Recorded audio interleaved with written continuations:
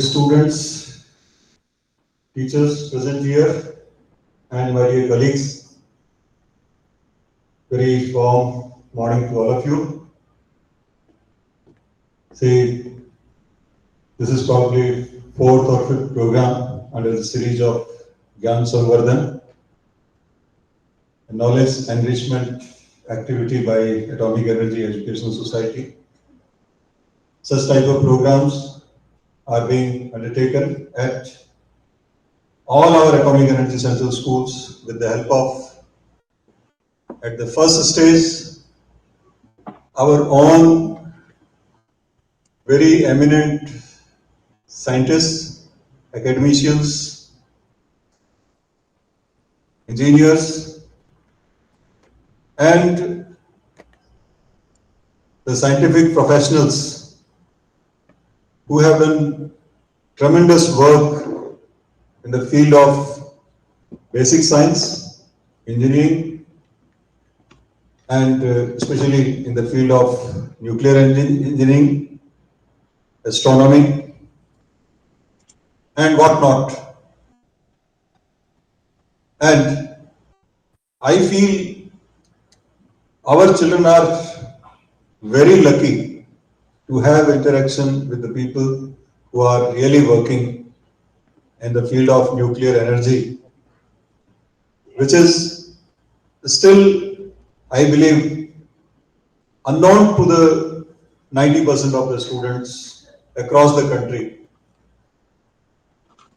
10% of students may have some basic knowledge about the nuclear energy, whatever theoretically have been taught to them. So we should be grateful to the Department of Atomic Energy to make us as part of the family of Department of Atomic Energy.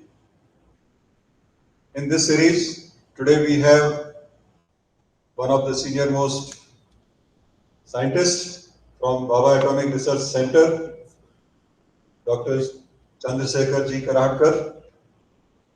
He is Director of Reactors Group of Baba Atomic Research Center, and at the same time, he has a patronage, ownership, and I would say the great accountability, not only to share the scientific knowledge with us, but to manage our atomic energy education, atomic energy central schools and junior college at Mumbai Center as a guide, as a leader. On behalf of all of us, I extend very warm welcome to sir.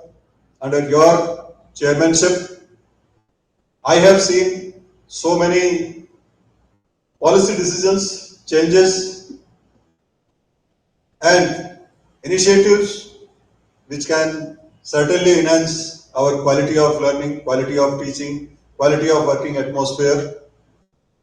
And today, not only we, all the students who are present here, all the students and teaching staff, heads of various schools who are joining the same program online throughout the country for all 30 atomic energy central schools across the country. I believe all of you will be benefited from, not only from your presence, from your talk, but about the topic what you have chosen, future of India, that is nothing else than nuclear energy.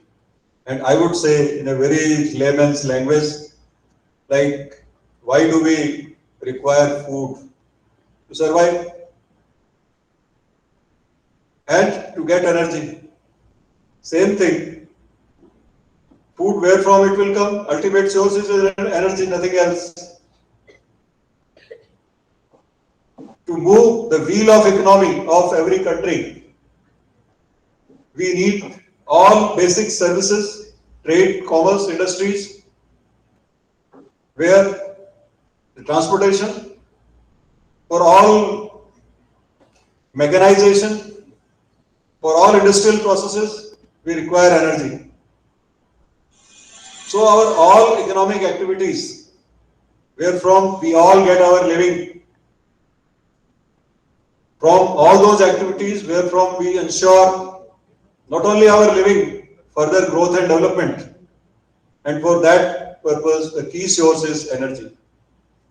And to generate energy, various types of fuels, various types of sources of energy which are available.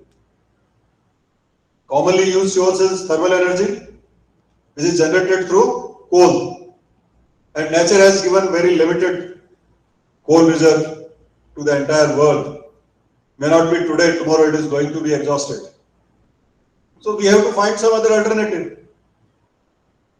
Other sources which are available, maybe in abundance, maybe looking in abundance, but in reality, tapping those sources may not be commercially viable, may not be physically possible, like solar energy. I have seen in some cities in Uttar Pradesh, they have started a campaign like on every house, if you install solar panels, whatever energy is being generated that goes to the grid, and whatever energy you consume that is deducted from it, and sometimes it may be a source of earning for you also. Instead of giving electricity bill, it may be a source of earning. But is it so popular among all of us or for a common man? No. Not only here, even in the entire world that is not so common. Another sources like hydro power or wind power has their own limitations. So the nuclear energy, which is the biggest source of energy and the biggest exploration of science, biggest innovation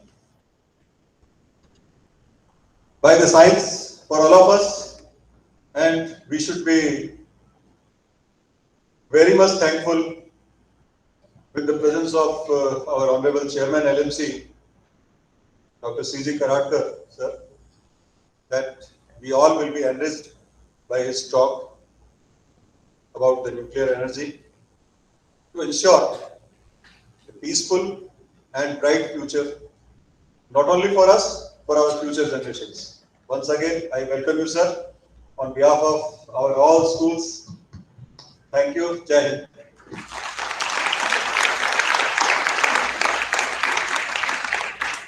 Thank you, sir. To us indeed a warm welcome.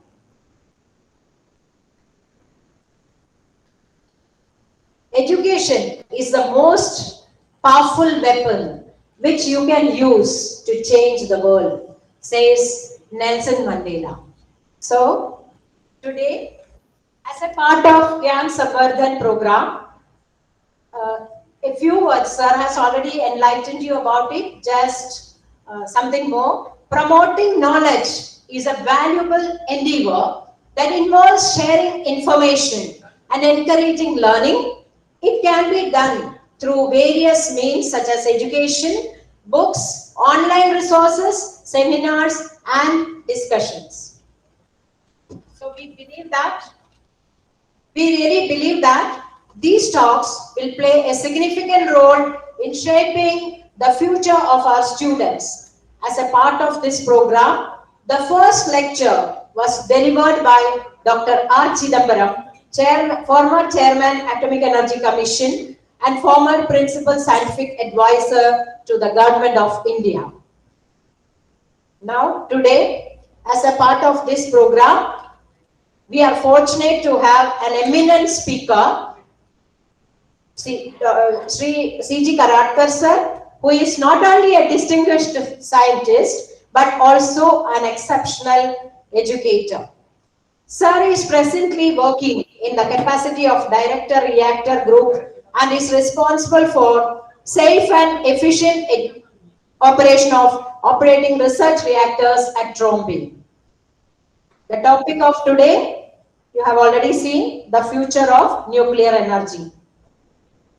I humbly request Dr. C G Karhadkar sir to come on the stage and bring us.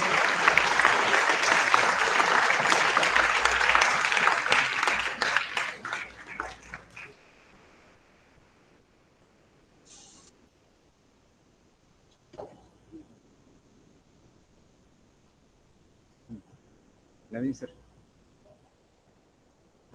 Thank you for the introduction, Mr. Dilip Singh sir, principals of various schools, and my dear young students. I've been told to talk on the future of the nuclear energy, but what I'm going to tell you actually is that the nuclear energy is our future. Okay, so can we have the PPT, please?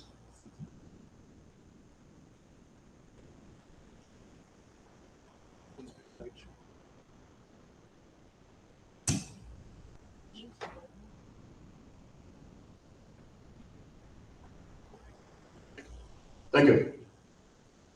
So that is what I'm going to tell you all, that we hardly have any choice as such. We have to have nuclear energy for the future, and why I'll explain as I go along with my presentation. I don't know whether any of you have heard of this island country called Kiribati. Has anybody heard of this nation? Kiribati? It's an island republic in the Central Pacific. It is having 33 islands. Its capital is Tarawa, and the population is only about 1.16 lakhs. Now you may be wondering as to why I'm talking about such an obscure country, somewhere in the mid of Pacific, and we are worried about this country. The reason is this is the first country which is going to go underwater because of climate change. This is the country where the people living in this country will have to migrate somewhere else for their survival because of the issues which are related with the climate change. The water levels are rising. Okay. They have about 33 islands, as I've already told you, and 11 of these islands are already underwater. In fact, this is their president, Mr. Tonga. He gave a very, very emotional speech during while talking in the Paris climate change meeting, that for no fault of his countrymen, this entire country, the people of this country are going to become refugees, and they'll have to take refuge in some other country. So the climate change things which are happening are very, very serious. It's a question of survival of this planet, and we have only one planet. We do not have another Earth. So this is the only planet we have, and this is what is happening because of the climate change. This is another picture of the same island where you can see, sea water is getting engulfed these houses. And the situation is slowly worsening for these people. As the global temperatures keep on rising, the glaciers are melting, the level is rising, the water is getting evaporated, it will leave the earth slowly, and we will keep on facing water shortage with time. Well, in fact, once upon a time we used to feel that, these are some of the things which will happen only to the future generation, maybe hundreds of years down the line. But that is unfortunately not the fact. We are already seeing there are visible changes of climate change which are occurring on Earth. We are seeing a large amount of rainfalls which are taking place. The high intensity rainfall points have increased. See, it is not that the rainfall has overall gone up, but the high intensity points have gone up. Somewhere there is flood, somewhere there is drought, but same things are happening together. And a climate change is a very, very serious threat. And though we thought that maybe it will occur, I don't know how many years from now, but then it is knocking right at our doors right now. And unless we do something, we are heading for a catastrophe. This is what I would like to tell all of you.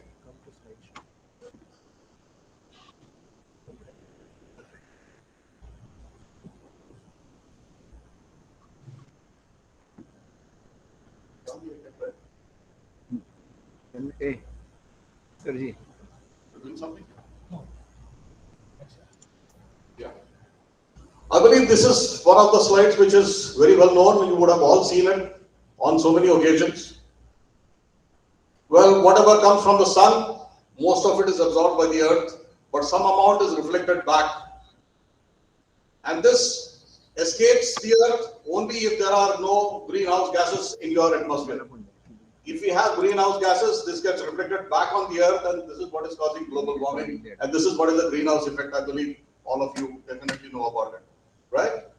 So this is increased amount of CO2 in the air is basically what is causing this, heat to get reflected back to the earth, and that is causing, global warming.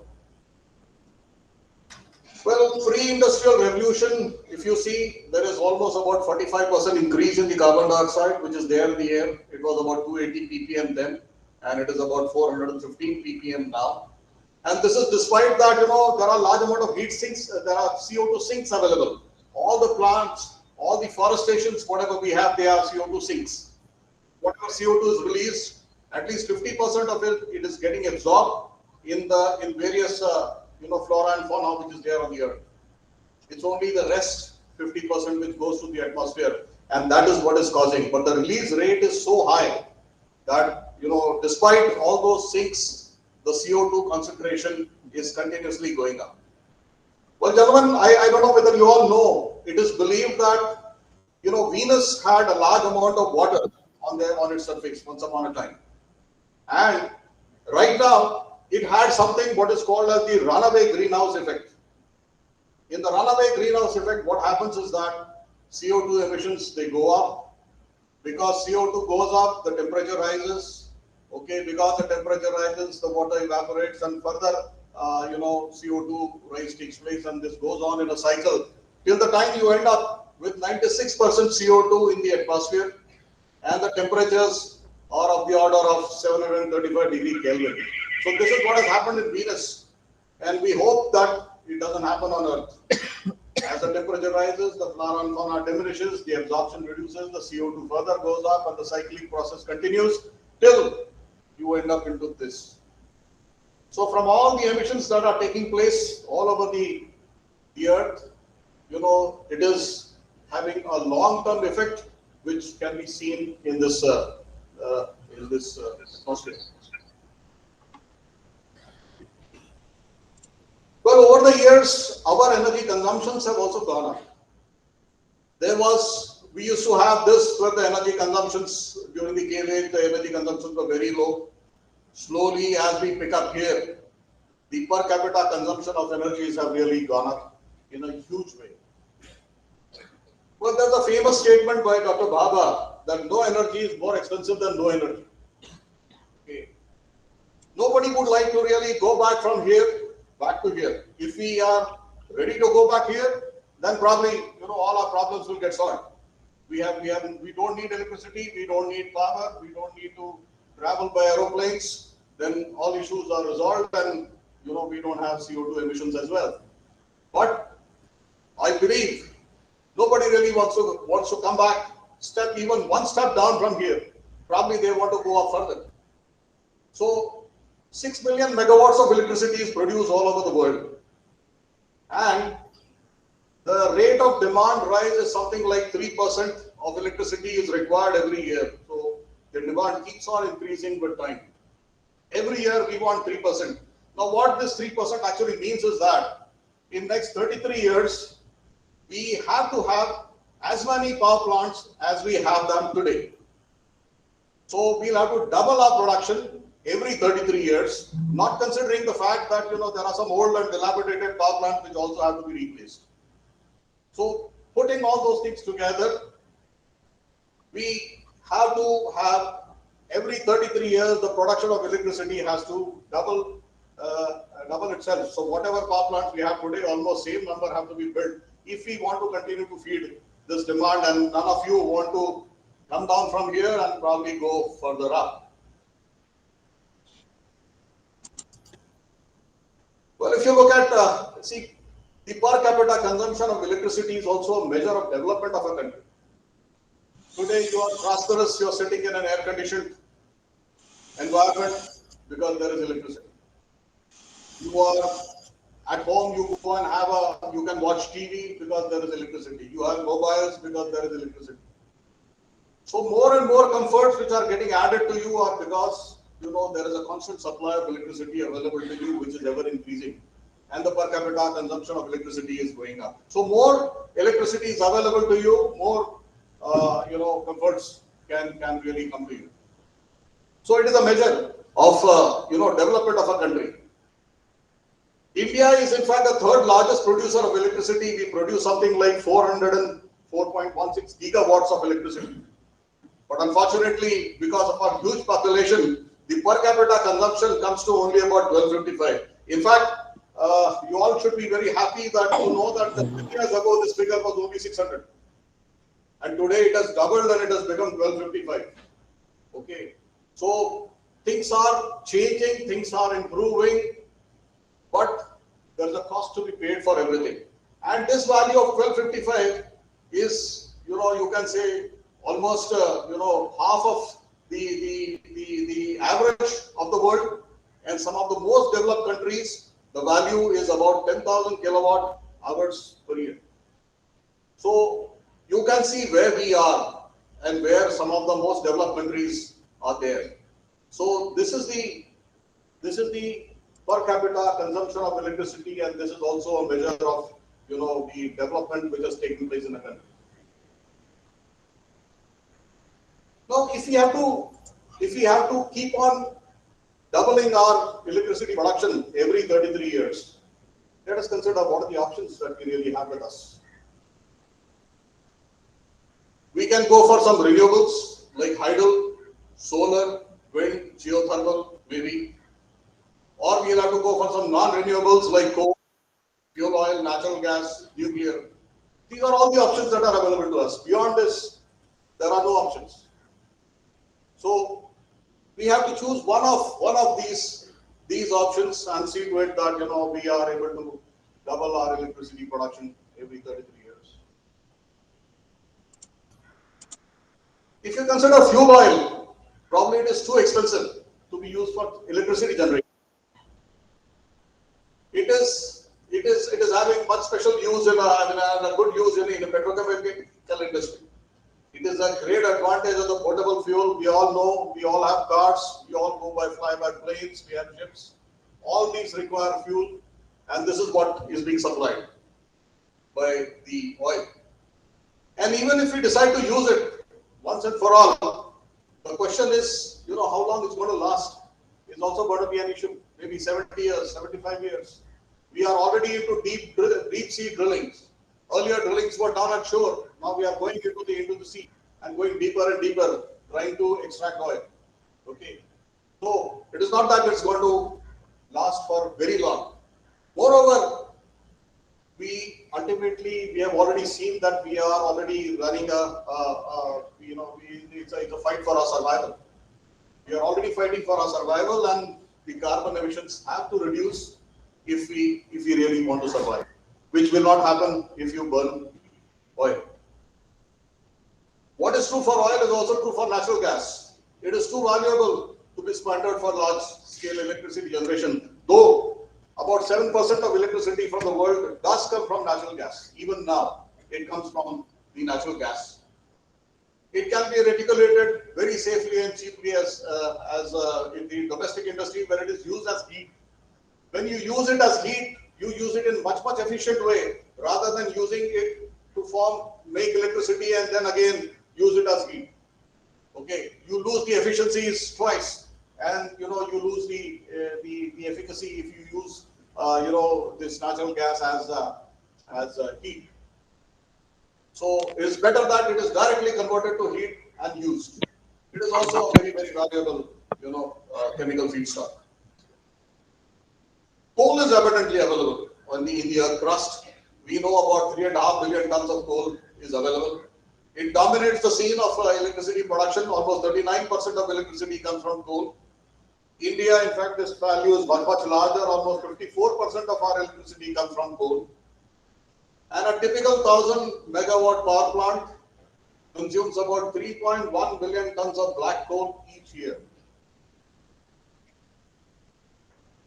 When you consume 3.1 billions of black coal, along with that, you get so many other things. You get 7 billion tons of carbon dioxide getting released every year. You have get 200,000 tons of sulfur dioxide getting released, which is polluting the atmosphere. We have another 200,000 tons of fly ash getting generated. And even if we, all this they cause, acid rains. They are polluting the atmosphere. They are causing acid rains. And even if we decide that we will tolerate all that, it is still going to last us for only about 200 years or so. Well, hydroelectricity, yes, is another very good option. It doesn't pollute. It doesn't have any gases getting released. Okay, so about 16% of world's power comes from hydroelectricity. In India, about 13.6 comes from hydroelectricity. But for harnessing hydroelectricity, what you need is a specific site. You need a place where a dam can be built and water can be stored in the reservoirs and can be run through the turbines, and then you generate electricity. So you need a very, very unique specific site where you would like to where you can use for generation of electricity. In fact, in India, most of the major sites have already been consumed, except maybe some sites in Kashmir or maybe in northeast. All the sites where these dams can be put and water can be stored and electricity can be generated. These sites are already consumed. So we hardly have any option as far as when we are considering doubling the electricity production every 33 years. This is really not the option that we are looking for. Solar energy, yes, it has got a lot of popular appeal, and a lot of people are harnessing solar energy. But to tell you very frankly, this is too diffused and too intermittent. It needs a full backup. Okay, because we have day and night cycles, we have got seasonal cycles. During rainy season, hardly any solar energy is produced. Okay, during night time, nothing is produced. So again, you need to have batteries and backups. And even after you do all that, all what you get is the capacity factor is only about 25%. So the total setup that you have for a particular power plant, the extent you may have a large amount of what they call installed capacity, but the actual output will only be of the order of about 25%. And then not only that, in long run, we also have to consider how to dispose of these PV cells once their life is over. They all have life, maybe 25 years, but yes, they all have life. Then the question becomes how you are going to dispose this once their life is over. What is true about solar is also true about wind. In fact, wind is further poor. The capacity factors are only 20%, and they also have very, very similar issues of backup. You need a full backup, and they can only supply the fluctuating component. We really cannot rely on such sources when we are considering that we have to double our production every 33 years. Well, if you look at the area requirement, well, typically, if this is what is required for a nuclear reactor, this will be what required for the turbines, and this will be what will be required for a solar, which is 300 times for solar and maybe 600 times higher for the wind. Other than the storage problems, we need to have a huge storage facilities if we really want to depend on that. And again, storage means batteries. Again, question of disposal of batteries once their life is over. All those issues have to be addressed. Geothermal, yes, there are certain very, very unique places. There are some places in India also where geothermal can be tapped. It has two pipes, hot pipe and a cold pipe. Water is pumped from the cold pipe into the earth crust, and hot water is brought out, and the steam which is generated is used for electricity generation. A very small amount fraction of electricity, only about 8,000 megawatts, comes from geothermal energy. Now, if you look at all the power generations that we are doing through various sectors that we have seen so far, capable that 66% of electricity generation leads to CO2 emission. What we have seen, except for solar, wind, maybe geothermal, little bit of hydro, these are the only ones which are not producing carbon dioxide. But rest, all of them, they produce carbon dioxide. And in fact, if you consider the energy sources, this is what we saw is only electricity generation. If you look at the energy sources, 86.6% of the sources, they lead to CO2 generation, which we have already seen is, has now become a very serious question. It is a question of survival of this planet. So all of you, in your lifetimes, you'll be facing these issues. I think, these whatever I'm telling you is very, very relevant to you. So we need green energy sources for large-scale power generations, as well as we need energy sources as portable fuel. So we want portable fuel also. We want large-scale energy generations for electricity also. So these are the questions which are there in front of us. Now the question is, how do we solve this problem? Does nuclear solve this particular problem? Let us see. Well, as I've already said, it is quite inescapable that that there are serious limitations to various sources of energy that we have seen. Well, in fact, uranium is very abundantly available in the earth crust. Uranium and thorium, if you put together, they can last for several hundred years. Okay, so the problem of doubling can be resolved.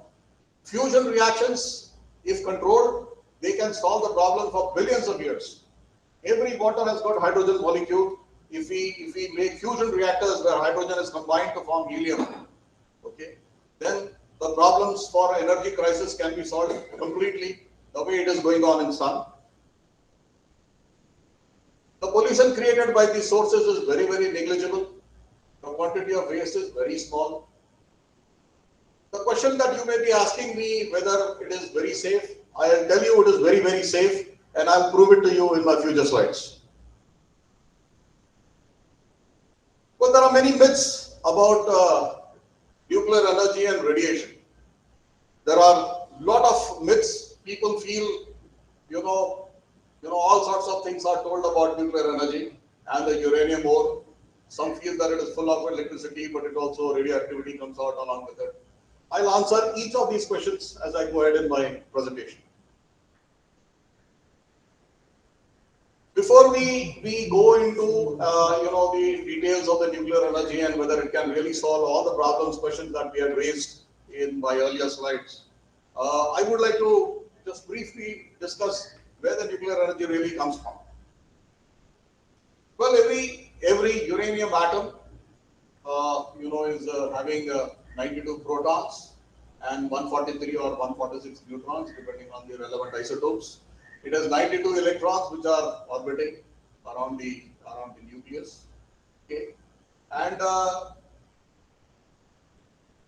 if you add up all the masses of individual protons and neutrons which are there in the nucleus and try to see that whether it is equal to the mass of the atom, you'll find that there is a small mass defect which goes into combining this nucleus and putting them together in one nucleus, which we call mass defect. Okay, and this mass defect delta m, if you use the Einstein's equation, E is equal to mc square and delta m into c square, what you get is the binding energy for the nucleon. For putting all these protons and neutrons into a small nucleus which is very, very small space, about 10 raised to minus 15 meters is a space. In this space, when you put all these things, there is a binding energy is created, and this binding energy is given by this relation, delta m c square, where c is the velocity of light, and so this is the binding energy of any given nucleus. Now, if you keep on plotting the binding energy of various nuclei per nucleon, that means if it is having, 235 nucleons, you divide the total binding energy by the number of nucleons, then you get binding energy per nucleon, and the curve which you will get will be somewhat like this for various atoms, various mass numbers from 50, onwards till uranium and so on and so forth. Now here what happens is, if lower mass numbers you combine, you get higher binding energy. Now anything going from a lower binding energy to a higher binding energy, it only means that it is going to more stability. Okay, so higher the binding energy per nucleon, the stability of the nucleus increases. So that's why when you combine something from less stability, you go to higher stability, there's a release of energy. Like for example, you have water at a higher elevation, so it is having potential energy. Okay, when you bring it down, the energy reduces. Okay, it gets converted into kinetic energy. So and then it comes down and settles at a lower elevation where the potential energy is less. So lesser the energy, okay, it is more unstable. Higher the energy, it is more unstable. Lesser the energy, it is stable. But here we are talking about binding energy, so it is reversed. So anything combining from here, it goes to a higher level of stability, it releases energy. This process is called fusion. And when you have higher masses, if you break them down, they come to a higher stability. So this process is called fission. When you break a uranium atom, it forms two new lower mass number atoms, and it reaches a higher level of stability, so it releases energy. Similarly, when lower mass numbers they combine, they go to a higher level of stability, and when they go to higher level of stability, they again release energy. So this process is fusion, and this process is fission. So that's how these are the two nuclear processes by which nuclear energy can be released. As of now, we have mastered this process, but this process we can have it on Earth, but we are not able to control it. That there are some issues which we will discuss maybe at some other day. This is all very well known to you. Whenever we carry out fission, see when a single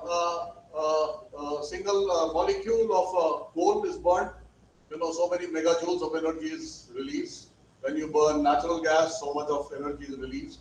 But when you fission uranium-235, this is the megajoule of energy which is released. Okay, you can see it is many orders, 6 orders higher than than whatever happens in these chemical reactions. These are all chemical reactions, whereas these are nuclear reactions. In fact, for fusion, the energy is much higher as compared to fission also. Okay? So if we are able to control fission, the amount of energy released per kg will be huge as compared to fusion, as compared to fission. Well, this is a process in which what happens in a fission reaction. Typically, a neutron will go and hit a uranium atom. It forms a compound nucleus which breaks into two, and uranium is broken down, and a krypton and barium atoms are formed, and additional neutrons are getting released. So this is the process by which fission takes place in any reactor, right? You can see it again if you want. So a compound nucleus gets formed, it splits into two, krypton and barium, and then another set of neutrons are released. Now what we do is that in a reactor, this additional neutron which is getting released, we see to it that it again hits another uranium atom, and another splitting takes place. And so that from every reaction, in fact every breaking of every uranium-235 atom, on an average about 2.5 neutrons are getting released. Out of those 2.5, we design the system in such a way that at least one will again hit another uranium atom, and further reaction will continue, and this is what we call the chain reaction. So this is what happens. So we have a uranium atom, we have a neutron, it splits, it breaks into two fission fragments, neutrons are released, they are slowed down because if the neutrons are very fast, then the collision will be only a billiard ball type of a collision. Okay, we will not be forming compound nucleus. So for that to happen, we have to have a moderator where we slow down these neutrons, and this slowed neutrons, when they hit another uranium atom, they split, and this exercise continues. And this is what happens in a critical reactor. When we say a reactor is critical, that means the number of neutrons population is balanced. It is neither rising nor falling. When the reactor is supercritical, the neutron population continues to rise. When we say a reactor is subcritical, the neutron population will keep on decreasing. And then what we do is, this is a typical reactor. There is a steel containment. Okay, outside there is concrete, inside we have a lining of steel. This is the pressure vessel in which the reaction takes place. The red part is supposed to be fuel. These are control rods. Control rods are nothing else but absorbers of neutrons. Anything which absorbs neutrons are control rods. So you reduce the population of neutrons or you increase the population of neutrons just by pulling these control rods up or down in a reactor. And the water which is passing, whatever the energy is released is manifested in form of heat. This heat energy is picked up by the coolant, which boils this water on the secondary side in the steam generator. The steam is produced, it runs the turbine, and it is condensed and put back here, and that's how the electricity gets generated. It is as simple as that. In future, all the things are very, very conventional, except for this place, everything else is very, very conventional. Now we were discussing that nuclear energy has to solve two problems. One problem is that we need to have portable fuel. It should produce portable fuel. At the same time, it should be there for large-scale electricity generation. So both the things we were supposed to have. I don't know whether you have heard of such things. There are something called as nuclear power batteries. These are already in use for very, very specific applications like defense or in space applications, because as of now they are very, very costly. They are produced in a very, very small way. But you can have a nickel 63 battery where the beta emitted by the nickel 63 interacts with the silicon or the diamond cell, and it produces electricity, and it can be used. If this nickel 63 is having a half-life of 100 years, you can imagine that such batteries are already there in existence. If you charge your laptops with this for next 100 years, you don't have to recharge them again, right? So there are such batteries available in spacecrafts. There are some materials which are used which produce heat due to gamma dissipation. A large amount of heat is produced, and using this reverse Seebeck effect. Okay, you must be knowing Seebeck effect. If you have temperature difference between two junctions, you can produce an EMF in a circuit. You must be knowing that, right? So using that effect, you can generate electricity, and that is already being done, is being used in various spacecrafts, even in Indian space missions. Such batteries are used, and we supply those isotopes for these batteries. So we can have portable fuel in form of nuclear batteries, which can solve the problem of portable fuel as far as all your electronic gadgets are concerned. Next question is whether we can still make portable fuel for your cars, for your aeroplanes, for all the transport equipment gadgets you keep on using. Now there is something called as people are very, very actively working on it, and it is not that they are trying to develop this. This is already there in existence. What they are doing is just trying to scale up. This is called as the sulfur iodide cycle. Okay, so the feed is only water. Okay, in one cycle the hydrogen and iodine will react, and the hydrogen iodide is formed, which when heated to a particular temperature of 400 degrees centigrade, it releases hydrogen. Whereas we have sulfuric acid here, which when heated to a temperature of 900 degrees, it releases oxygen. And again, the same, the iodine and the water is again combined, and SO2 is again combined to form your Hi and H2SO4. So your feed is water and output is hydrogen and oxygen, and in between only you need high temperatures which are supplied by high temperature gas cooled reactors. So at the end you will end up in production of hydrogen. In fact, hydrogen, the future economy will be driven only by hydrogen. All the vehicles will be driven by hydrogen. All the aeroplanes will be driven by hydrogen. All the ships will be driven by hydrogen, and they will not be polluting your atmosphere at all, because they will again combine with oxygen to form water. So water is the input and water is the output. Okay. In between, you have to provide energy for production of hydrogen and oxygen. And again, hydrogen oxygen combines in an engine where you will again end up producing water as the output. So this is going to be the future fuel for all your transport requirements. And a nuclear reactor will have to only provide these temperatures, which the reactors are quite capable of doing it even now. And very serious work is going on in scaling up these ideas to a large extent so that hydrogen production can go on. There is one more cycle which is there, which is called as copper chlorine cycle, where also similar exercises are being carried out, that you will be able to produce hydrogen or oxygen just by these cycles. So input is water, output is hydrogen and oxygen, which will again combine in an engine to form again water. So at the end of the day, there is absolutely no CO2 generation, and there is absolutely no pollution of the atmosphere. Well, yes, so we have seen that the nuclear reactors can solve your problem of portable fuel. We all know that nuclear reactors are already being used in a large way for production of electricity. Okay, the base load plants are already being used in a very, very large way. The next question that comes, maybe it's there in your mind, whether these reactors are really safe. What about waste management? What about accidents? Well, radiation is a very, very simple thing. In fact, all we do in any nuclear reactor is that we provide simple shielding, which is made of either aluminum, lead, or mercury.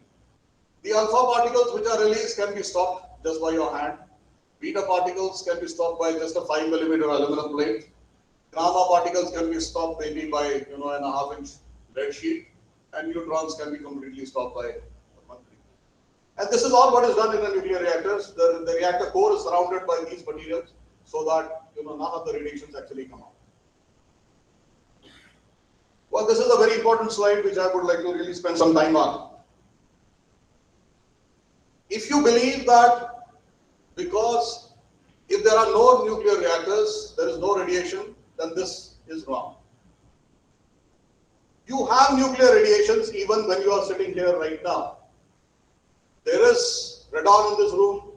There are cosmic rays which are interacting with you, and you are, as of now also, you are receiving some radiation dose from all these effects which are taking place. If you see, a typical 2.4 millisieverts per year is the dose received by anyone just because of the background radiations, irrespective whether reactor is there or not there. So even if reactors are not there, it is not that we are not receiving any radiation. We are all receiving radiation, and that is of the order of about 2.4 millisieverts per year. Right? In different countries, this value keeps on changing. In North America, this value is 3 millisieverts. In fact, if you go to, I'll explain further, if you go to a place in Kerala, because of the monazite available in the sand, the dose that you will receive is of the order of 50 millisieverts per year. We'll come to it. The average dose received by people in the Indian nuclear industry is only about 2.5 millisievert per year. If you are, I don't know whether any of you knew that whenever you take a flight, you receive those, because you are escaping from the atmosphere. You are going into the higher altitudes. The cosmic radiations, the level increases as you keep on going into the higher levels of atmosphere. When you go to moon, the radiation levels are further higher. Okay, so these are whenever you take a flight, you receive dose, and the dose received by a crew which is flying along the equator is about 5 millisieverts. If you are taking the polar route, it is about 9 millisieverts. When you carry out any CT scans, pelvis, abdomen, you get somewhere around 10 millisieverts. The current limit of the nuclear industry is about 20 millisieverts, and as per IAEA, the dose allowed is 50 millisieverts. So these are the dose limits which are prescribed by the International Atomic Energy Agency.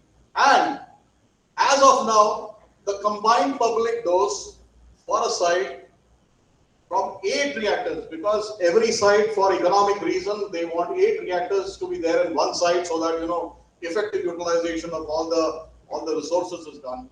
There, if you use the dose by 8 reactors is less than 1 millisievert. This is prescribed by AERB. The actual dose is much less.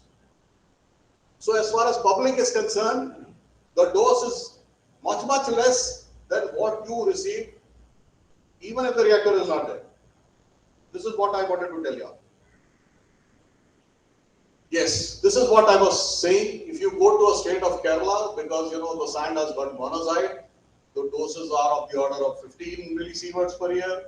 There are some places where it can go even as high as about 50 millisieverts in a year. And people are living there for ages without absolutely any issue. So that is what I would like to tell you all. In fact, there are places even where the doses are even higher. Like if there is a place in Iran called Ramsar, if you go to that place, the dose is even higher than 50 millisievert per year. And people have been living there for ages without absolutely any issues whatsoever. Well, these are various background radiations in various countries. You can see the Finland, which is closer to the poles, that's why the value is much higher. And in other countries, these are the background, but average is 2.4. And so whether reactor is there or not there, you're receiving radiation. That is always there. Now let us come to the next aspect of waste generation. We have already seen what happens to radiation. Now let us see the waste generation. For a typical coal-fired power plant of 1000 megawatt capacity, okay, we have already seen what is the waste generated: 7 million tons of CO2, 2.2 million tons of fly ash. Whereas for the same power in a reactor, the fuel required is only 25 tons a year, and the waste generated is only 0.4. This is mainly because large amount of energy is released from burning a single atom of uranium. Well, this is one famous slide which I would like to really show you. This is a piece of glass. Ultimately, all the waste is immobilized in a glass and it is stored in geological repositories. Okay. What is, if a family uses nuclear electricity for the lifetime, the amount of waste generated is only this. And if we do, which we are already doing, the actinide partitioning, this glass can be reduced to this diamond. And when our fast reactors, they start working, this diamond can also be completely incinerated and it can be made to complete zero. So no waste generation will be there when our fast reactors start working, or when we start having our accelerators, which can really burn these minor actinides. This waste can be completely reduced to zero. But as of now, this value is so much, and when we do actinide partitioning, which we are doing, this waste, this can be further reduced to this. Waste. It is said it is waste, but actually it is not waste. It is all the radioactive material which still can be used for various purposes. And when we do this actinide partitioning, large amount of this waste is being recovered. Mainly cesium. Cesium-137 is being recovered from this waste, and it is being used for for blood irradiators. Then we also have the ruthenium-106, which is recovered, and such plaques are made of ruthenium-106, which are being used for cancer treatment. So nothing is waste, actually speaking. It is all wealth, unless when you have to use it at the appropriate way in which it can be used as well. So nothing of this is actually a waste. It is many of the things which are going in the waste are recovered and reused. I will not go through this. This is all well known. We use a lot of safety principles in our design. We see to it that our designs are robust. We don't have common cause failures. There is one interesting feature which I will explain is the fail-safe design. See, what we do is that we design our systems in such a way that even if they fail, the reactor goes to safety. Like for example, our shut-off rods, they are held at the top by a clutch, a magnetic clutch. If the power supply to the clutch is lost, the shut-off rod will drop into the reactor and the reactor will be shut down. So whatever we do, we always choose a fail-safe philosophy in designing these systems, so that even if there is a failure, the failure will lead to safety. It will not lead to anything that is unsafe. Well, yes, talking about safety, this is one of the very interesting slides which I really wanted to show all of you. I mean, there has been a lot of myths about nuclear energy, and that nuclear energy causes a lot of unsafe issues, deaths, and so on and so forth. But it is actually not really true. This is not my data. This data is from the international Cambridge House. This data comes actually from the Cambridge House. For every 1,000 terawatt hours of electricity generation, if you go to various sectors, what are the deaths which are caused, and why I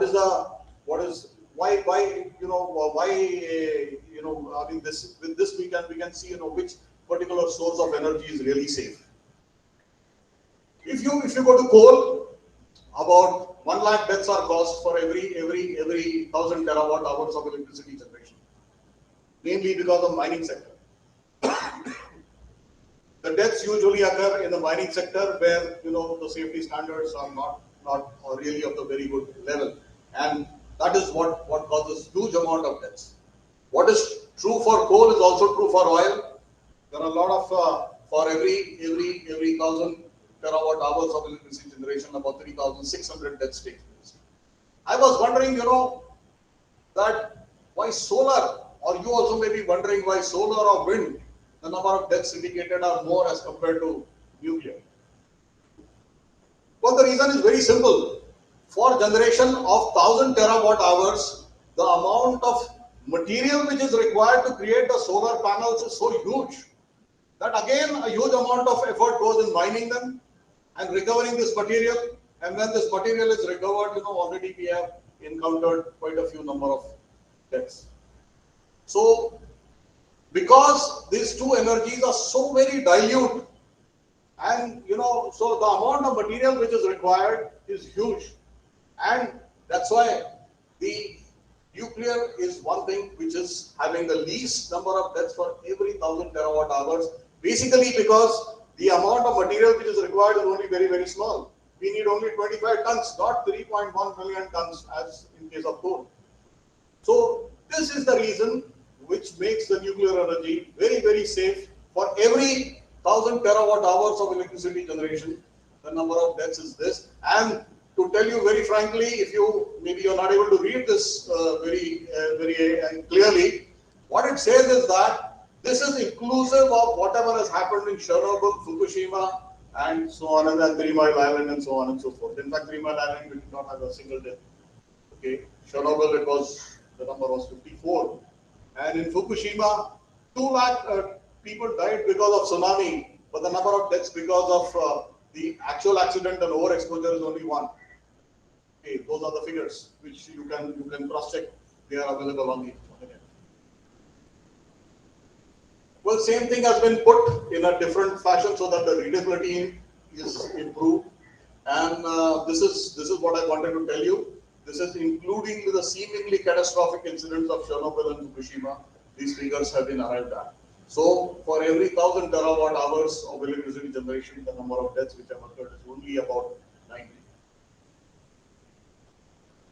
Well, yes. So, we have seen so far that we are able to tackle the problem of portable fuel. We are able to tackle the problem of large-scale energy generation. We are able to say that the things are safe. We are able to say that the waste can be managed very, very easily because the quantity of waste generation is very, very small. So I believe the questions that we started with, I have answered most of them successfully without any issues. And we would like to, I would like to now tell you what is there in store for the future. A large base load plants, yes, of course, they are going to be there.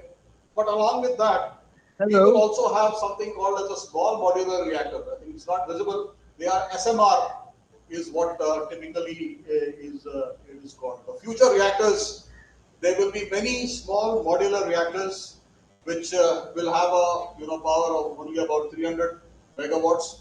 So a present PWR typically looks somewhat like this. This is the reactor. These are the steam generators which are there around it, and the pressurizer and the pumps. But a future reactor will look somewhat like this, and they will be very, very cost effective because they will be factory made. Okay, they will be simply brought to a site and installed. There will also be something called as micro reactors, which I will come in the next slide, where you will have reactors only of say 20 megawatt capacity. They will be like diesel generators. Instead of diesel generators, you have a nuclear reactor to run a place. To that extent, these things will be made, and they will be made very, very safe way. They'll have their own containment. This entire structure will have its own containment, and we will see to it that these reactors are put in ordinary places. Mainly, these reactors are being made so that the coal power plants which are there. These coal power plants, the steam generating part of it will be replaced with these SMRs, so that rest of the circuit of the coal power plant, the turbine onwards, whatever we have is reused, and instead of the boilers which they had, we will have a reactor. So that is what is being planned. So in a large way, these small modular reactors will be put. We also have so they are factory fabricated and transported to site, saves construction time considerably. There is enhancement of safety because of various passive features which are included in this. They have a leak tight containment, it will have a metal containment, which is again made in a factory. Can be sited at any plant, mainly the coal power plants, as I was saying. So instead of a thermal power plant where electricity is generated by coal, you simply replace the boilers with these reactors, and those power plants can still use their infrastructure, and they require much less investment. There will be micro reactors, as I said, of the order of 1 to 20 megawatts, which will be used almost like, as I said, diesel generators. Okay, again, in a similar way, they will be all factory fitted. The other reactor which I was talking to you sometimes about for the high temperature generation, that is, the gas cooled reactors, because of, helium is used as a coolant. The temperatures attained in this circuit will be much higher. Okay, and with these high temperatures, we can attain high efficiency. If you all know your Carnot cycle very well, then this can be very easily understood. Well, they are high temperature gas cooled reactors mainly will be used for hydrogen production and desalination. Desalination will be a major requirement for the times to come. As I've already said, we are going to face water shortage. Okay, and these reactors will also be inherently safe. This reactor typically is very, very important for India specifically, molten salt reactor, because here we have large reserves of thorium.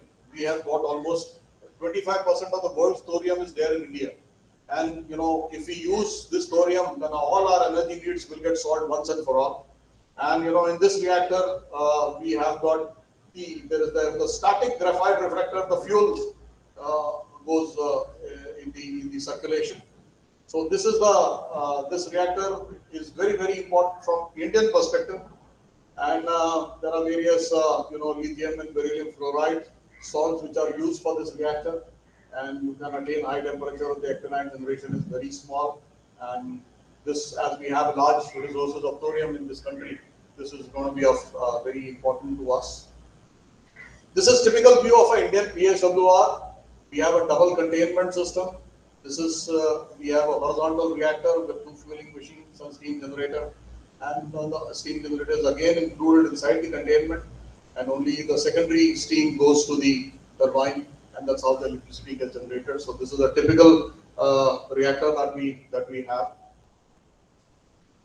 Well, if you look at the number of reactors, there are about 415 nuclear reactors all over the world. About 10% of electricity comes from nuclear energy. 55 new reactors are being built, and most of these are in the Asia. China, India, Korea, United Arab Emirates, Bangladesh.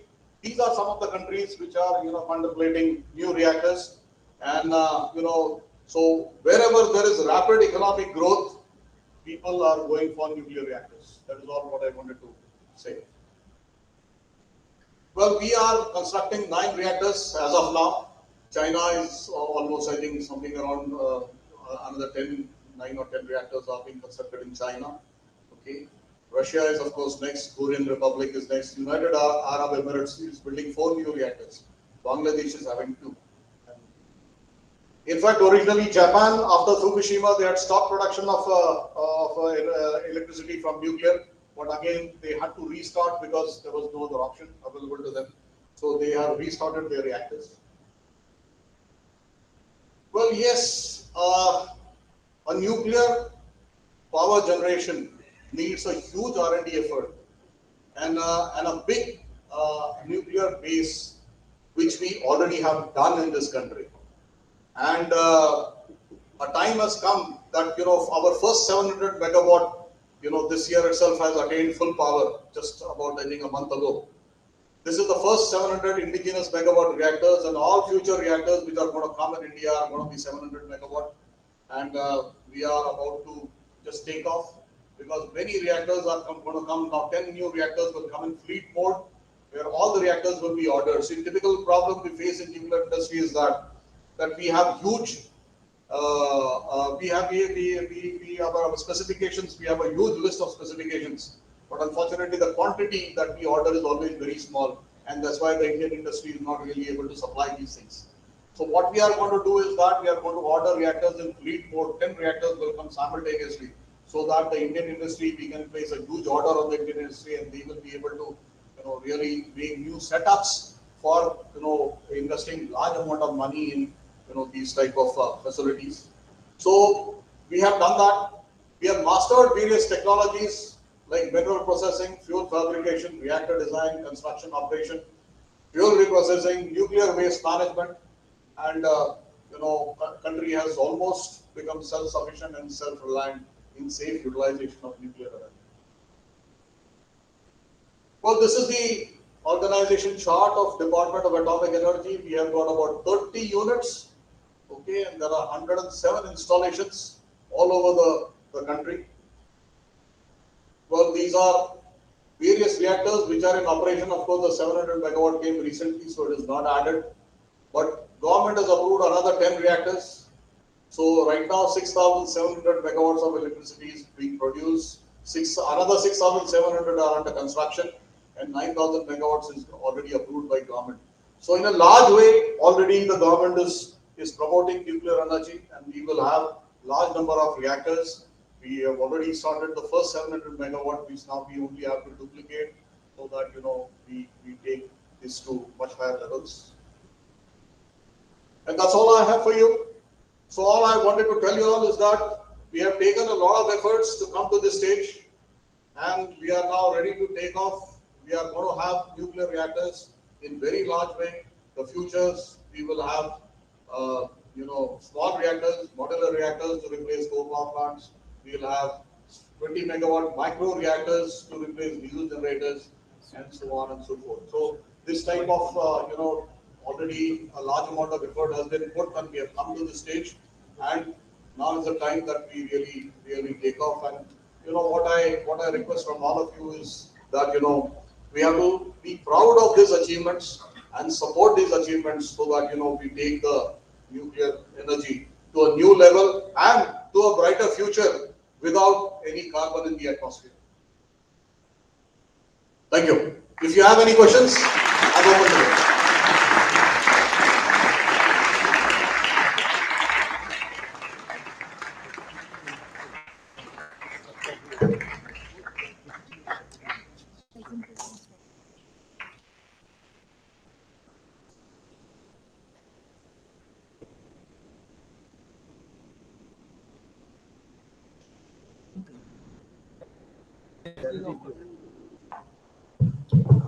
No questions?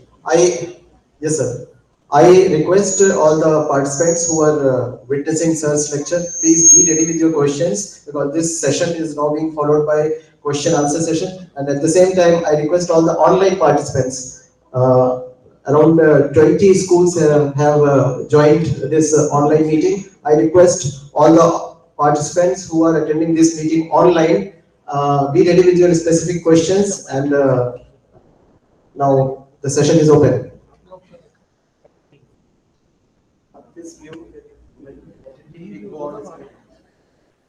Yes, yes, yes. Yes. So I wanted to ask about the pH number. Yes. What is it that you would like to know? Like you showed a slide about the pH number. So what was the real motive and how is it made and what purpose is it? See, PHWR, as you already said, every reactor, you have seen how a reaction takes place. Only, the material keeps on changing. In PHWR, we use natural uranium in the oxide form as the fuel. We use heavy water as moderator and coolant. Okay, moderator, as I told you, is required to slow down the neutron. Okay, so that is used as a coolant. That is basically because in India we have got initially in the initial days, that enrichment facility was not there. Now, of course, we do enrich our own fuel, but initially that fuel was not available, so we were using natural uranium and heavy water. And to mind you, it is one of the most efficient way because heavy water absorbs very little neutrons. So heavy water and natural uranium is one of the most efficient ways of generating electricity. Okay, so without putting too much of effort in enrichment, you still can have natural uranium itself, which is available in nature, can be straight away used. It has got 0.7% of uranium-235, which is a fissile isotope, and that is used for fissioning. And then again, the temperature rises because of the fission reaction, and which heats up ordinary water which is there in the secondary loop in the form of steam generators. And then this goes to the turbine. Turbine is rotated, electricity is produced. Rest, everything remains same. See, different type of reactors, PHWRs, PWRs, it's just a combination of various fuels and coolants and other things used. Sometimes you use enriched uranium, you use light water in a PWR. You have boiling water reactors where the coolant boils in the reactor itself and goes to the turbine. Okay, so there are different combinations of the thing. India chose PHWR because that enrichment we did not have, and we also wanted to use the most efficient way of producing electricity. So with heavy water and natural uranium, we have gone ahead with it, and then we have 22 or 23 reactors are operating as of now in the country, right? And they are all producing electricity. I hope I've answered your question.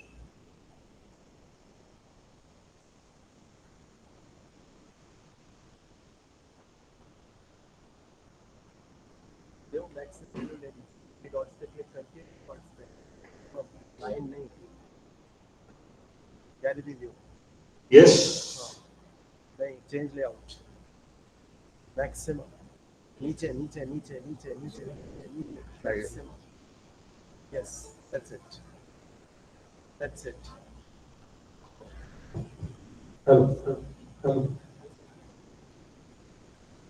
So, isn't uranium-235 explosive? Not at all. Not at all. It is pyrophoric, but it's not explosive. It can be used anywhere. Metal uranium is handled with bare hands. No problem at all. Natural uranium. Yes. Not explosive.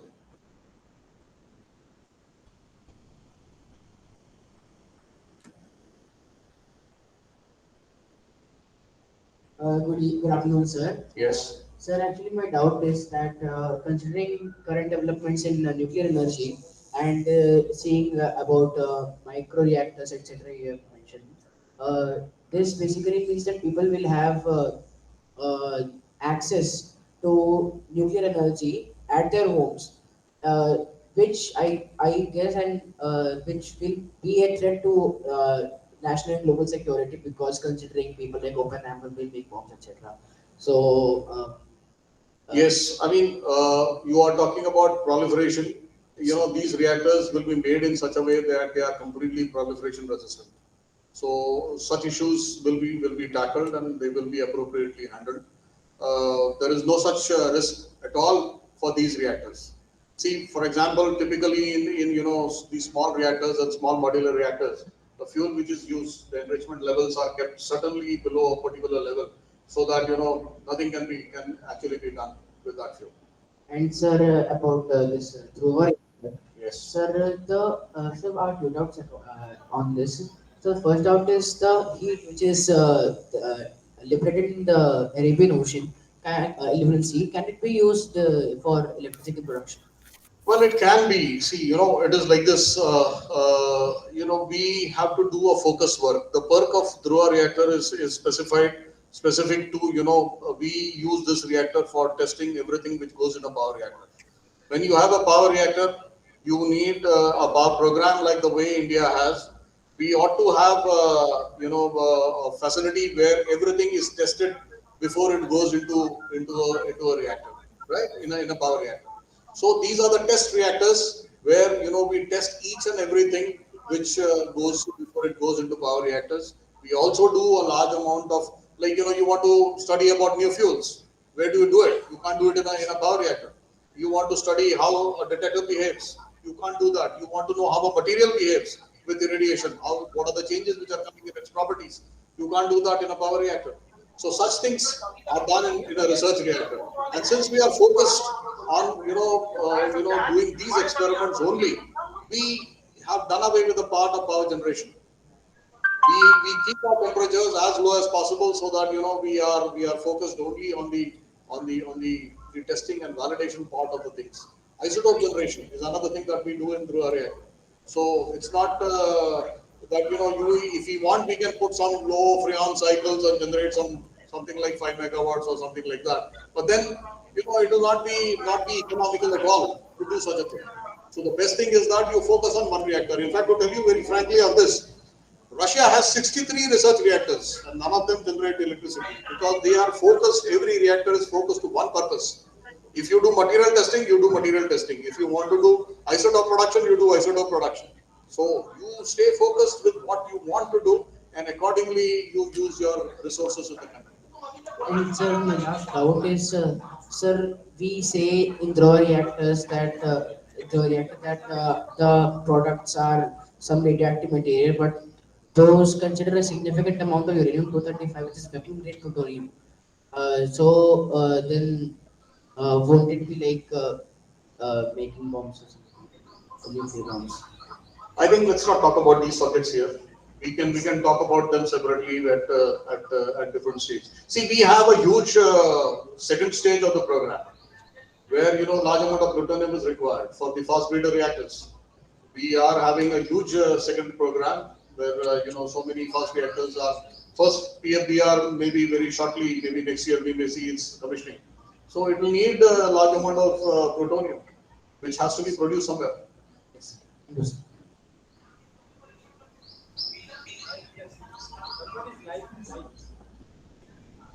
I request online participants also to please raise your questions and sir will answer. Good afternoon, sir. They can.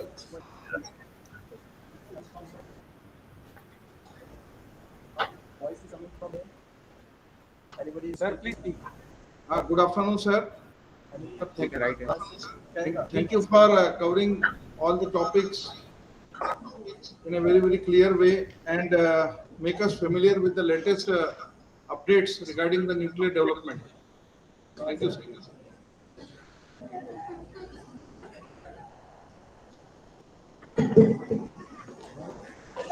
Hello. Hello. Speaker. Hello. Can you repeat the question, please?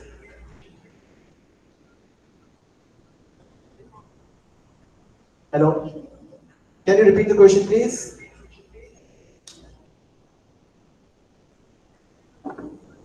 Hello.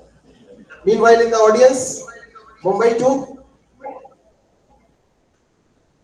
AECS to Mumbai. They can type the question as they want. Yes. And the online participants can type the questions and sir will answer. Yes. So firstly, I'm Vedantanand Bhosle. I Yes. wanted to know more about the battery. Exactly what is the price and what all does it contain? See, as of now, it is not it's not commercially produced. So I will not be able to tell you the prices and all. But such things do exist. That is all what I wanted to say. I wanted to tell you all that the nuclear energy can solve all your portable fuel problems as well. So it is not only that, we make base load large reactors. Okay. So these are not being made commercially. They are being made only for a specific applications which are either space oriented or defense oriented issues where such things are made. But tomorrow these things can be made commercially available.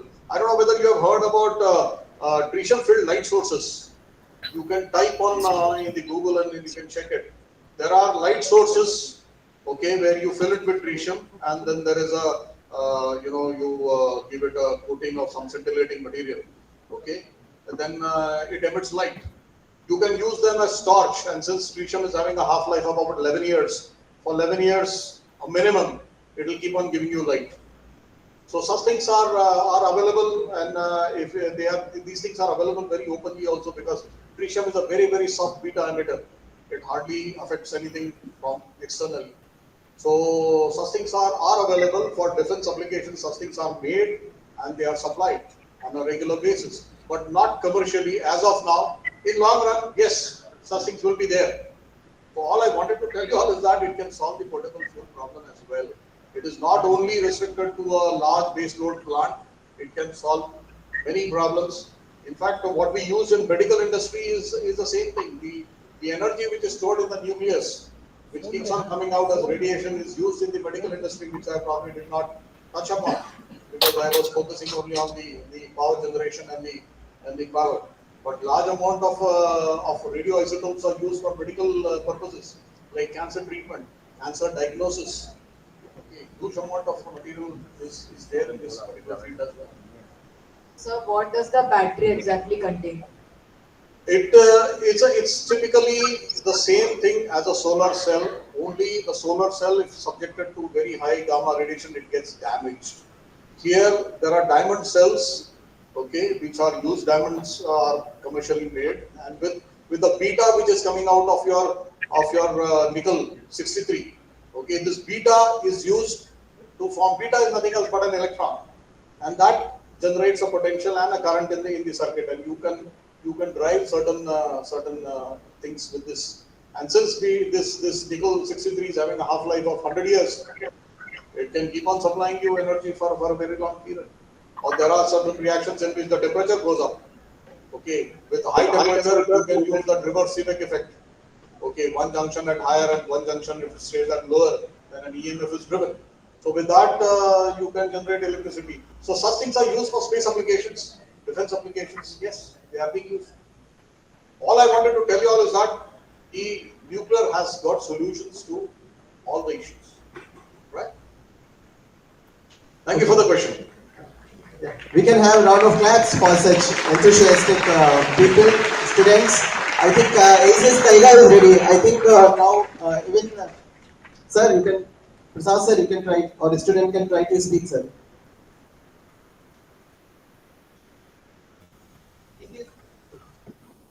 Hello, AECS Kaiga. You can ask the question. Thank you, sir. Sir has already covered almost all the points and made us updated about the latest development in this nuclear technology. Definitely, under the able guidance, our country will definitely make in the forefront. Thank you, sir.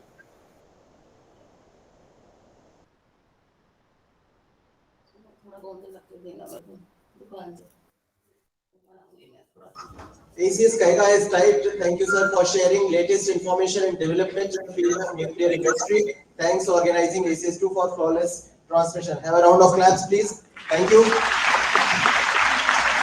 AECS Kakrapar also raised the hand.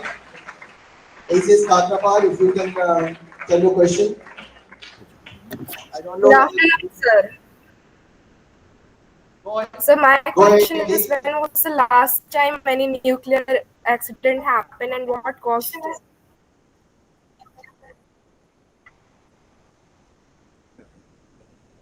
Well, the last accident took place in Fukushima in 2011. And so what caused it? I believe everybody knows that there was a tsunami. In fact, in Fukushima, what happened was there were some very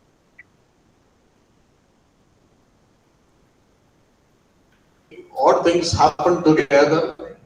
One is the tsunami wave, whereas the system was designed for a wave of about meters. There was a Richter scale, and there was a complete power outage for about 10 days. So three extreme situations that happened together, and because of which the accident had taken place, because the diesel generators which were there in the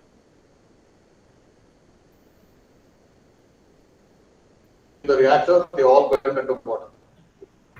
So that was the problem.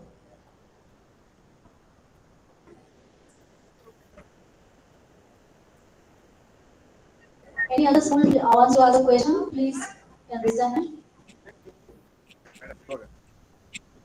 In the meantime, we will have a question from.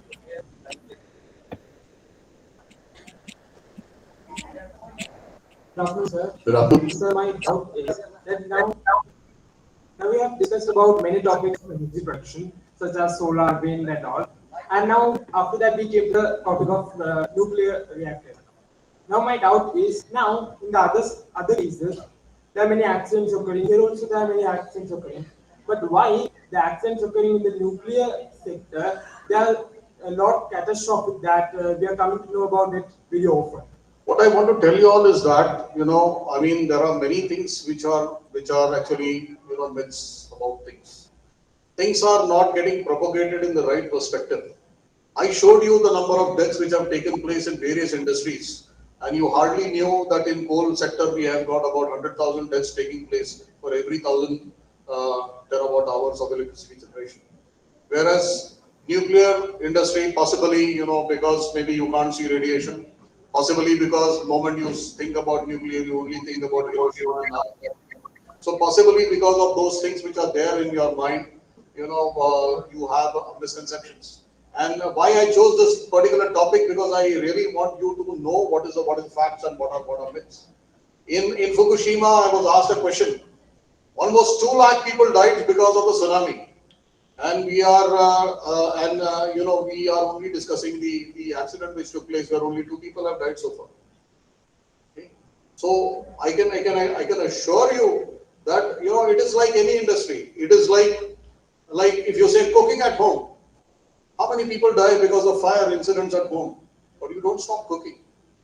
It is how you take care of your industry.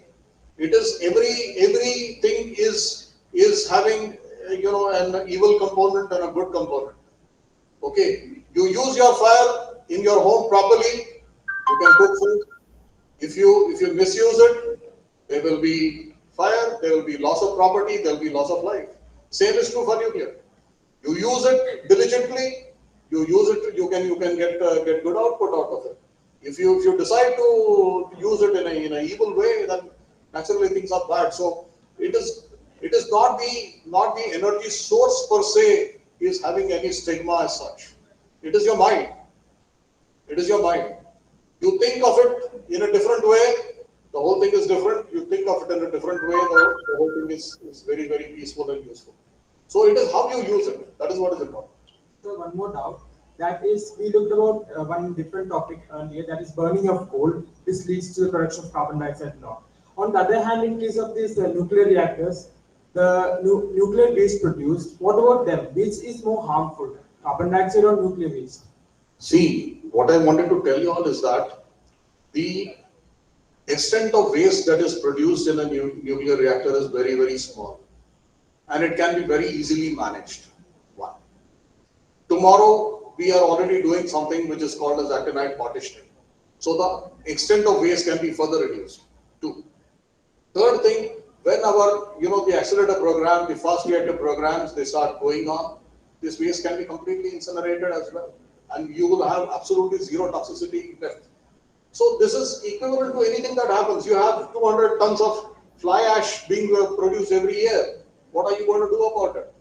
See, you know about nuclear waste because it is getting highlighted.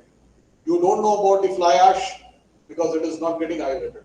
But the problem is more severe as far as the fly ash and the CO2 is concerned. CO2 is very, very dangerous as of now, and we are on a verge of a catastrophe. Is a question of our human survival, and if we don't really do something now, it will be the end of everything as we know it. Thank you, sir.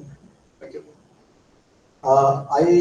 This question answer session, with your permission, sir, is open to all, including teachers and school heads. I request principal. Sure. Why not? Please ask the question. Why not? Please. Good afternoon, sir. Good afternoon. We are doing very well in the space science these days, and then energy also on the high rise demand. What is the contribution, suppose, if we go by nuclear energy with space, how far it will be feasible? I need to say that whether can we use nuclear energy for the spacecraft and all? Yes, definitely it can be used. Yes. It can be used because, in fact, to some extent it is already being used. As I said, the batteries or the thermo, the high temperature batteries which are there are already being used for these purposes, and it definitely can be used for space application. See, wherever there is remote area where you have electricity requirements, well, nuclear is always there. Okay, as a special application, as a large scale power generation, definitely it is there. But as a special application, it is also there for the space industry. Any remote applications, yes, definitely it can be done. Sure. Thank you, sir. Still some students are there. I request be specific. One student, one question only, so that we can include more people. Hello, sir. Good afternoon. Sir, I had one doubt that why are SMR so significant that it is used instead of the steam generating unit in the base power nuclear reactor? No. See, SMRs are going to be important because tomorrow we want to stop all the coal power plants. See, I don't know whether you people are aware. It's a government announcement which has been already made that by 2070, we will be net carbon zero. And if we want to be net carbon zero, the coal power plants have to be shut down. And if we are shutting down coal power plants, naturally the progress of the country will get affected. So we want something to replace this coal power plants. So what is being thought of is that you'll have a small reactor which will replace the boiler which is there in a coal power plant, and the power generation will continue with these small reactors. That is what is thought of. Good afternoon, sir. Yes. Sir, nuclear energy is a very ideal source of electricity. So why isn't it globally used, widespread used for electricity? It is being used. Almost 10% of world's electricity comes from nuclear. It is not that it is not being widespread used. It is only that, as I said, it needs some special requirements. Okay. And as I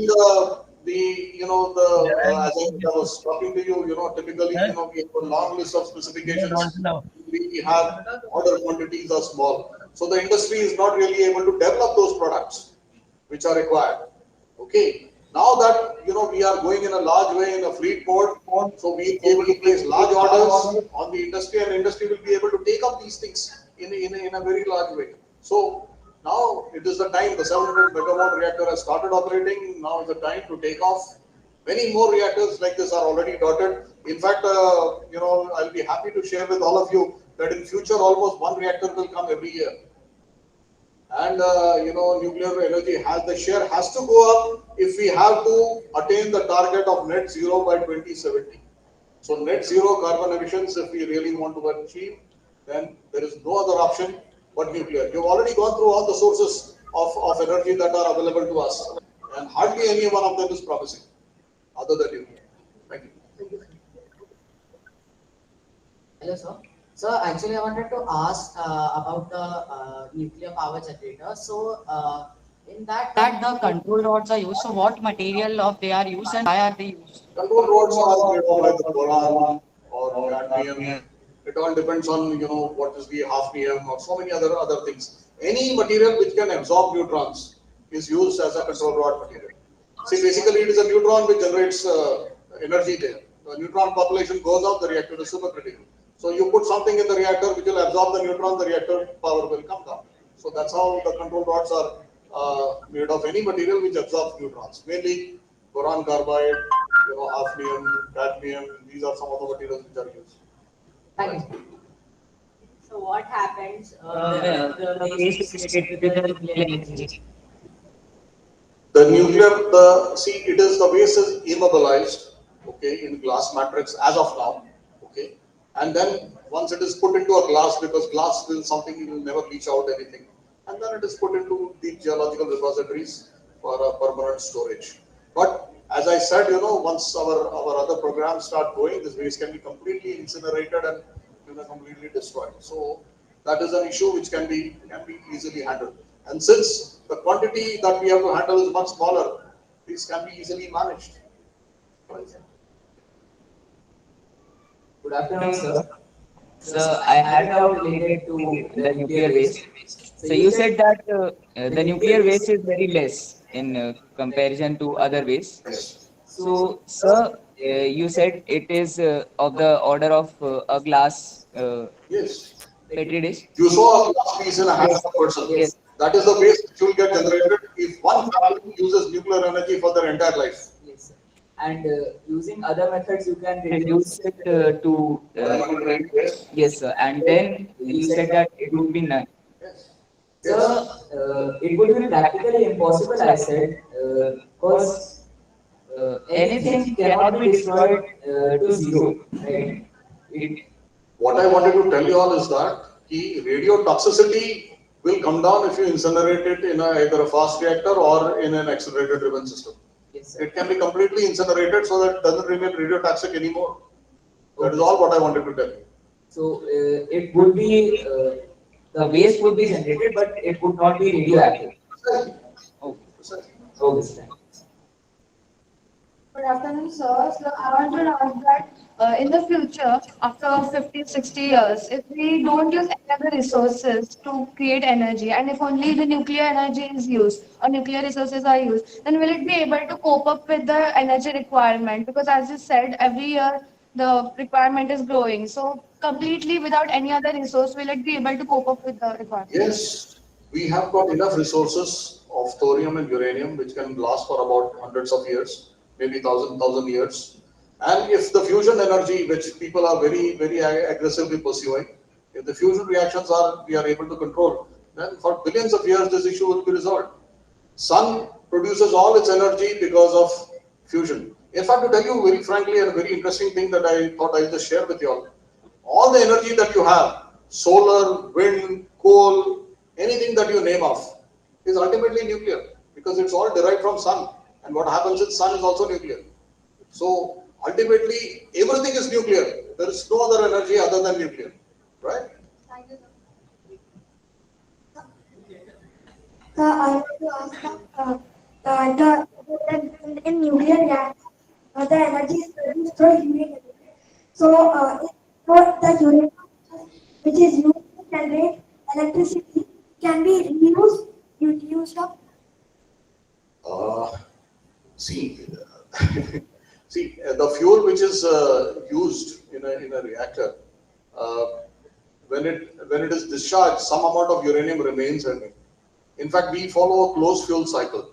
In a closed fuel cycle, we do reprocessing of this fuel, and whatever uranium which has gone waste is again recovered and reused in a reactor. So yes, your answer to your question is yes. I have another question that you said that the hydro energy is maybe the future energy resource, right? So I heard that the hydro is present very less amount in atmosphere. So how do we use? It is there in water. Every water molecule is having two atoms of hydrogen. So you split water. That is what I showed you in the sulfur iodide process. You split water and you produce hydrogen and oxygen.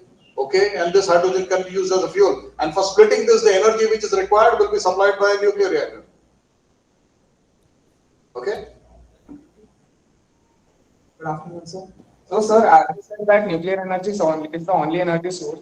So, if it creates so much energy, then why does it only contribute to 10% of the electricity produced worldwide? No, I didn't get your question. What do you wanted to say? Sir, if nuclear energy creates so much energy, and you said that it's the only energy source, so why does it only contribute to 10% of the It electricity? is not the only energy source. It is, there are many energy sources which are available. And basically, coal was very cheaply available and abundantly available. Okay, so people, large scale electricity generation was being done using coal. Nuclear energy requires a specialized technology which has to be evolved.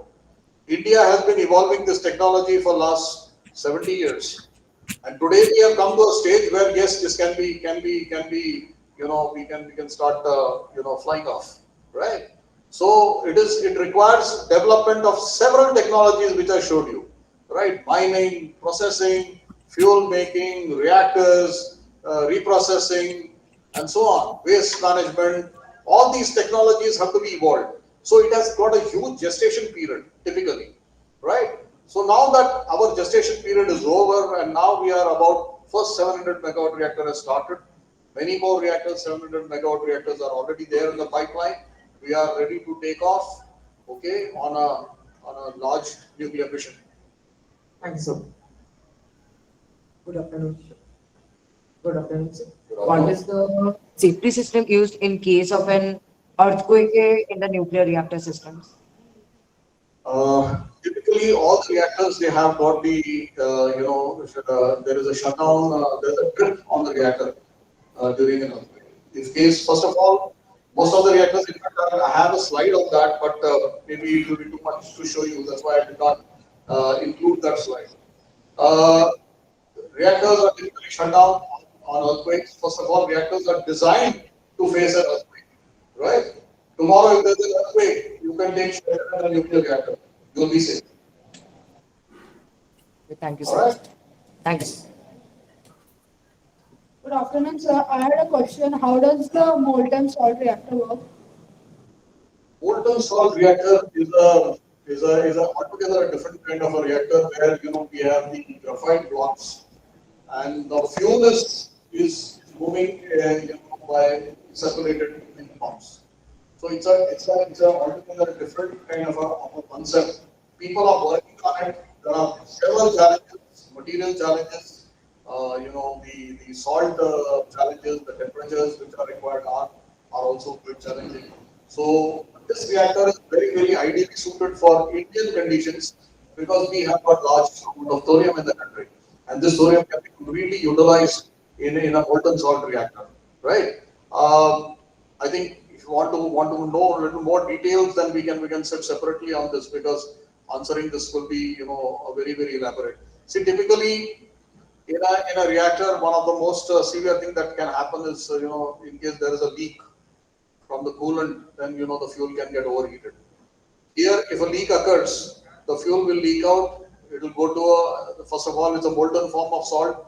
Once it leaks, it will form a plug. It will stop the leak by itself. The salt gets drained into a drain tank, and the reactor becomes subcritical by itself.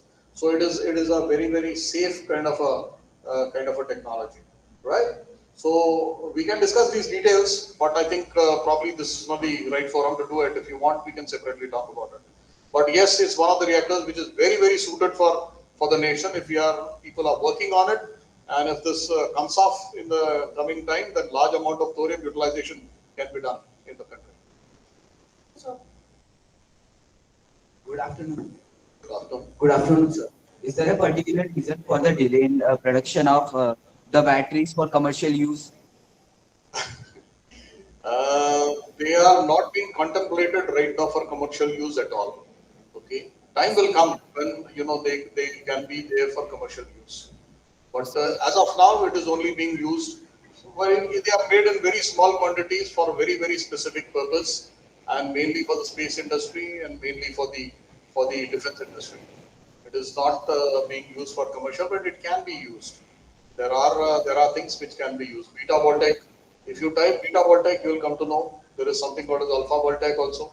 So alpha sources and beta sources can be used for this. You can check your tritium light sources, which is available, which are available even otherwise. Okay, so tritium light sources are available, and they can be used. They give light for 11 years. You will keep on getting light. Thank you, sir. Good morning. Good morning, sir. So my doubt was that you said that nuclear fusion was not, we cannot do it on Earth. So what difference would it make to take this process outside Earth, and what will the impact of it be on our civilization? Outside Earth, yes, of course. See, I tell you, uh, the major problem is the temperature. You need something called as temperatures of the order of something like 10 raised to 5 Kelvin, right? For because everything has to be in a plasma state when the nuclear fusion reaction takes place. Now the problem is mainly how to contain this plasma. As soon as it comes in contact with the walls of the pipelines or pressure vessels or whatever, it immediately cools down and the reaction stops. Now, what is being done is that a magnetic bottle is created. A magnetic field is created so that the plasma remains inside this magnetic field and it doesn't come in contact with any of the surfaces, and you can maintain that high temperature even in that condition. Now, such maintaining of such magnetic bottles, it requires a huge amount of capacitor banks. It needs huge amount of major issues that cause this stability of the plasma. So main problem with these type of reactors is instability of plasma. So once those issues are resolved, this can be done. People are thinking of pulse-synthesis reactors. So you take it, you make a pulse, again make it subcritical, again go to a pulse and again make it subcritical. So such things are already being done. ITER is one of the projects at France where India is also participating. And there a large amount of utilization of this plasma is going on. We also have one tokamak, as it is called. The vessel in which this plasma is stored is called a tokamak. So this we also have one project at Ahmedabad, Aditya. There is a Indian Plasma Research Center is there at Ahmedabad. So there this Aditya tokamak is being there, and a lot of research is being going on in this field. Main issues are how to contain the plasma is the issue. If we are able to solve that problem, the rest can simply happen. Now in the sun, it is happening by itself. Nothing else is required. All lower energy, lower mass number things can be combined together to release energy. Thank you, sir. Good afternoon, sir. My doubt is that you told us about the microreactors and gave a range of how much energy it will produce. About 20 megawatts. Yes, sir. And my doubt is that it will be made in the future. What if the amount of consumption at that time is increased? So, 20 megawatt will be 1 unit. You can have 10 units. no, sir. I mean that what if people need more because it is increasing very fast. That's why. Basically, these type of reactors, micro reactors, the small modular reactors, they will always remain special purpose reactors. This is my understanding. Of course, people are thinking in a different way, but they will always remain special purpose reactors, which will be used for either space applications, defense applications, or replacing this, coal boilers in the coal power plant. The electricity production will be done by large reactors only. In the large nuclear reactors, they will be doing the electricity production. And yes, we have enough infrastructure has been built in the country so that we'll be able to cope with the requirements. Okay, sir. Thank you, sir. Good afternoon, sir. My doubt is that. What was that? हाँ आप बोलो इधर. So Yeah. my doubt is, sir, that other than thorium and uranium, are there any other elements which we can use in future? And Not naturally available. Not naturally available. Thorium and uranium, these things are very, very naturally available things. Other things, the abundance is very, very small. But these two materials are available in large scale, and both are being utilized for large scale energy production. Okay, thank you, sir. तुला काय विचारायचं? Good afternoon, sir. My question is how nuclear power accidents happen. But yes, as I said, as accidents happen at home, if you don't use your gas properly, there can be an accident at home as well. So same thing, if you don't use your nuclear reactors properly, you don't follow the relevant protocols, you don't follow the proper guidelines, then anything can go wrong. See, this is what I wanted to tell you all. Anything can go wrong if they are not used properly. If anything is used properly, nothing can go wrong. You have car accidents. If you drive your car properly, there will not be any accidents. If you don't drive it properly, yes, you will have issues. So it is true for any industry, for that matter. Thank you, sir. Good afternoon, sir. Can nuclear accidents be prevented? Yes, definitely they can be. They can be completely eliminated. If proper use of things are done, they can be it can be completely eliminated. We have been running nuclear industry for last 60 years, 50 years at least, from the first power plant. We have had good records. Nothing has gone wrong. See, every game has its rules. You have to abide by those rules. If you abide by the rules, nothing happens. If you don't abide by the rules, everything can happen. Walking on the streets can be possibly more dangerous than running a nuclear reactor.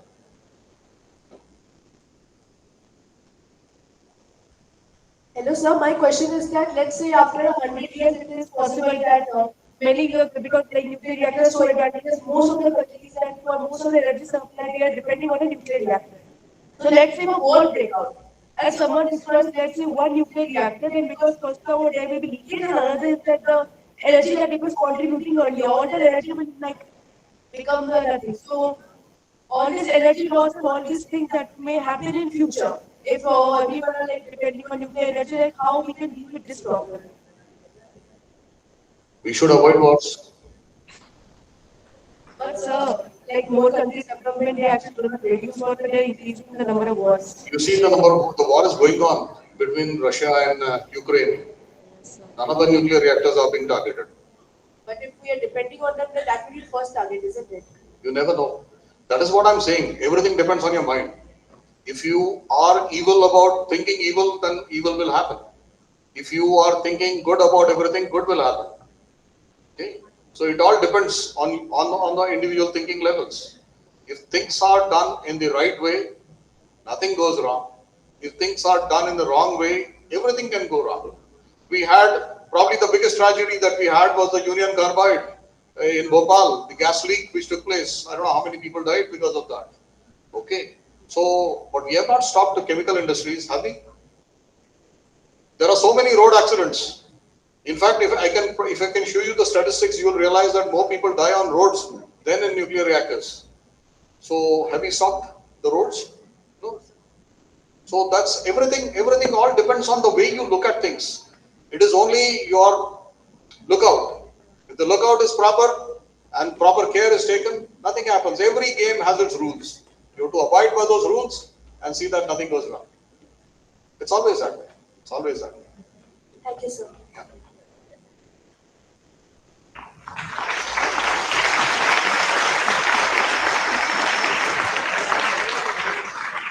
I hope there are no questions further. Thank you very much, and I'm very happy that so many questions were asked. In fact, I always like a very responsive, crowd to talk to. If you talk to people and no questions are asked, that means either you have understood everything or nothing has been understood. So very good that we have got a lot of questions being asked, and I hope I've been able to answer all your doubts.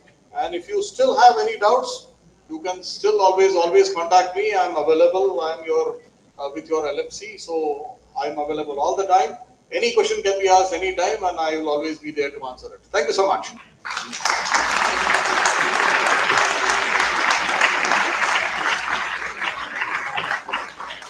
Thank you very much, sir.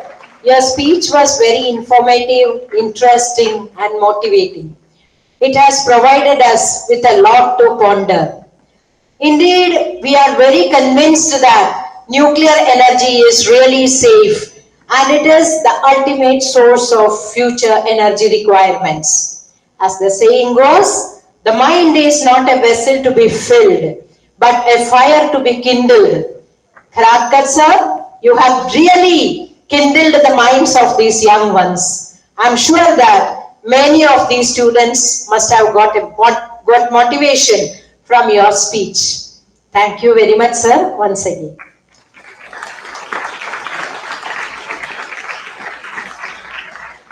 It is customary to express gratitude for any good work.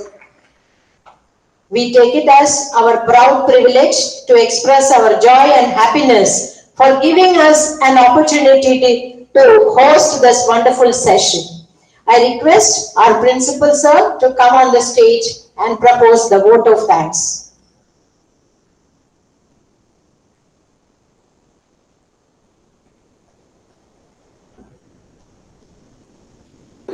Thank you, madam. Respected Shri C G Karhadkar, Director, Reactor Group, BRC, and Chairman LMC of AECS Schools and Junior College of Mumbai.